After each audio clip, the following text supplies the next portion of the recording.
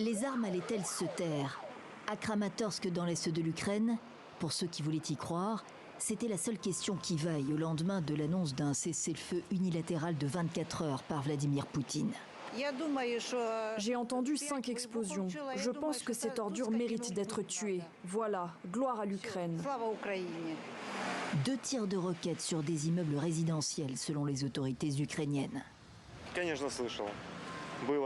Il y a eu plusieurs frappes. Nos soldats tiennent toujours Bakhmout, je crois, alors ça va aller. L'Ukraine vaincra.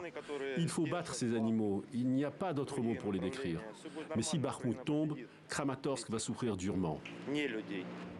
Bakhmout, à 1 heure de route environ de Kramatorsk.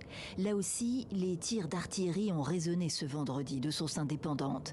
Sous l'assaut des forces russes depuis des mois, la ville est détruite à 60% selon le gouverneur de Donetsk. Ici, les images satellites de la société américaine Maxar.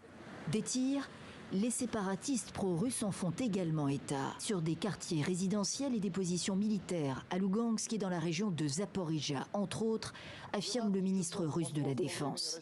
Une trêve des forces russes pour le Noël orthodoxe, personne n'y a jamais cru dans la capitale ukrainienne.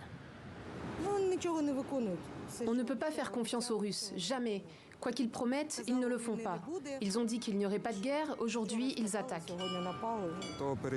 Je pense que Poutine ne fait que prolonger la guerre. Il a besoin de temps pour tout recommencer et lancer une offensive. Moscou cherche à gagner du temps, martèle le président ukrainien.